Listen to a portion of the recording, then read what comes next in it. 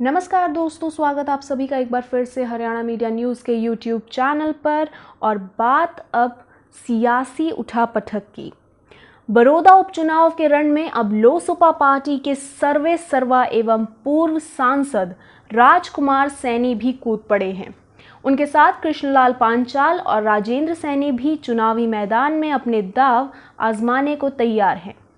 राजकुमार सैनी ने पत्रकारों को बताया कि पिछली बार जींद में हुए इलेक्शन से उन्होंने सबक लिया है। उन्होंने भारतीय जनता पार्टी का नाम लिए बिना उन पर प्रहार किया और कहा कि बड़ी पार्टियों ने जींद चुनाव में उनके साथ छल किया और उनके पार्टी के कैंडिडेट्स को पैसों का लालच देकर छीन लिया था। इस बार हम चुनाव में उन्हें अपनी चाल में कामयाब नहीं होने देंगे। राजकुमार सैनी ने यह भी कहा कि दलित और पिछड़ा वर्ग के लोगों के साथ छल करने से अन्य पार्टियां बाज नहीं आती हैं।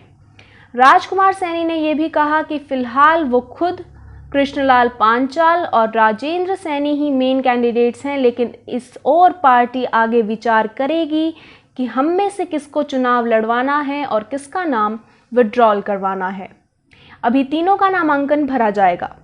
ये पूछे जाने पर कि कैंडिडेट डिसाइड करने में इतनी देर आखिर क्यों लग रही है, राजकुमार सैनी ने कहा कि कांग्रेस और भाजपा के कैंडिडेट्स का चयन होने के बाद ही वो अपनी रणनीति को सक्रिय रूप से बनाएंगे।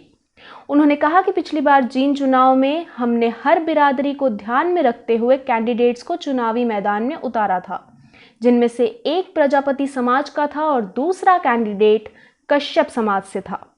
दोनों पार्टियों ने हमारे कैंडिडेट्स के पूर्णतः मिलते जुलते नाम वाले कैंडिडेट्स को बड़ी ही चालाकी के साथ उतार दिया। दोनों पार्टियां दलित वर्ग को पछाड़ने की कोशिश में इतनी जी जान से लगी हुई थीं कि लोसपा पार्टी के कैंडिडेट्स के आगे दोनों ने अपने जो कैंडिडेट उतारे उनके पिता के नाम भी हमारे कैंडिडेट्स के पिता के नाम से पूर्णतः मिलते थे। यही कारण है कि अब बड़ौदा उपचुनाव में लोसपा किसी से भी मात नहीं खाने वाली है। उन्होंने कहा कि हम फूंक फूंक कर हर कदम रख रहे हैं। हम अपने फाइनल कैंडिडेट्स की लिस्ट पर विचार विमर्श करेंगे और जल्द ही किसी निष्कर्ष पर आएंगे। सैनी से जब पत्रकारों के द्वारा पूछा गया कि जो वो चुनावी रण में कूदे हैं, ये निर्णय उनका खुद का है या फिर उन्होंने किसी के कहने पर खुद को इलेक्शंस में झोंका है, तो सैनी ने कहा कि चुनाव लड़ने का निर्णय पूर्णतः उन्हीं का है। ये पूछे जाने पर कि क्या उन्होंने पिछली बार हुए सोनीपत के चुनाव से भी सीख ली है, क्या इस बार नामांकन पत्र भरने के लिए लगने वाले सारे ज़रूरी दस्तावेज़ों को उन्होंने पूरा किया है, इस पर सैनी ने गोलमोल जवाब देते हुए कहा कि पिछली बार भी उनके कागजात पूरे थे, ऐसी कोई बात नहीं थी। सैनी का कहना है कि वो यहाँ पर हेलमेट पहनकर प्रचार कर रहे हैं क्योंकि उन्हें देखते ही कई दुश्मन पार्टी के कार्यकर्ता उनका रास्ता रोकने के लिए ट्रैक्टर ट्रॉली सड़क के बीचों बीच लगा देते हैं। उन्होंने कहा कि भारतीय जनता पार्टी और कांग्रेस के नेता जनता को भ्रमित करने में कोई कसर नहीं छोड़ेंगे, इसलिए वो खुद बड़ौदा आकर यहाँ की जनता को सच्चाई से वाकिफ कराएंगे। राजकुमार सैनी ने कहा कि दोनों पार्टियों का एक ही मकसद है कि वो कैसे भी करके दलित समाज के लोगों को आगे ना बढ़ने दें, इनके साथ दुर्व्यवहार किया जाए। उन्होंने कहा कि कांग्रेस ने 53 वर्ष हरियाणा में राज किया और आम जनता की सहूलियत का ध्यान नहीं रखा। उनके साथ अन्याय किया गया, किसी प्रकार की सुविधाएं जनता को मुहैया नहीं करवाई गई। सैनी ने कहा कि जो कांग्रेस ने विनाश किया हरियाणा में 53 वर्षों में, वही विनाश पूरी तरह से मात्र 55 महीने में भाजपा की सरकार ने किया है। उन्होंने कहा कि भजनलाल, ओम प्रकाश चौटाला सभी पार्टियों को चेक कर चुके हैं। उन्होंने कहा कि हल्के में ना तो कोई बड़ा स्कूल है, ना कॉलेज और ना ही कोई यूनिवर्सिटी। विकास के नाम पर इन सभी पार्टियों द्वारा कुछ भी नहीं किया गया।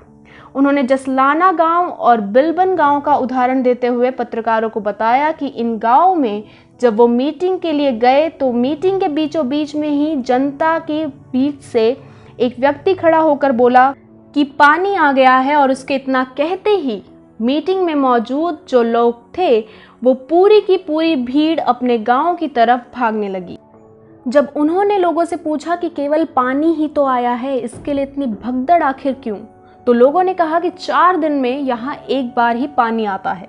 इस बात पर सैनी ने पत्रकारों से कहा कि जिसके राज में पीने के पानी तक को लोग 4 दिन तरसते हों, ऐसी सरकार अगर आपको या आपके अपनों को नौकरी दिलाने का दावा कर रही है तो वो केवल ख्याली पुलाव पका रही है। नौकरी का झूठा झांसा देकर जनता को लुभाने का प्रयास कर रही है। इसके अलावा गलियों में से पानी के निकास तक का इंतजाम नहीं है। सड़कें जो टूटी हुई हैं वहां केवल इलेक्शंस को मद्देनजर रखते हुए लीपापोती हो रही है। ये पार्टियां लोगों को मिसगाइड करने का काम कर रही हैं। उन्होंने कहा कि हम ये बदलाव करेंगे कि 100% सभी को आरक्षित करेंगे। देश में एक नई रोजगार नीति लाई जानी चाहिए।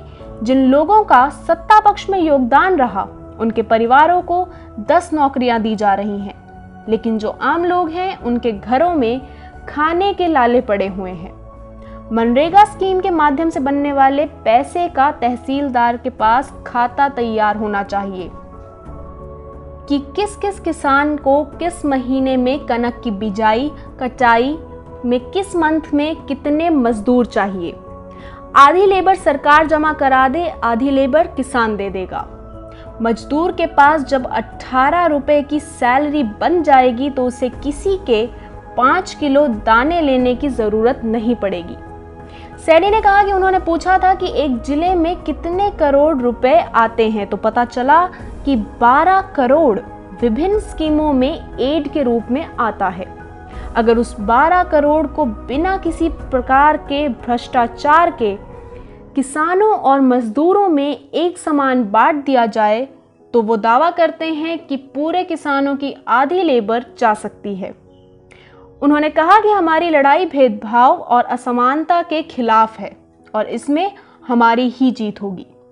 तो फ्रेंड्स, ऐसी ही राजनीतिक हलचल पर नज़र बनाए रखने के लिए आप देखते रहिए हरियाणा मीडिया न्यूज़।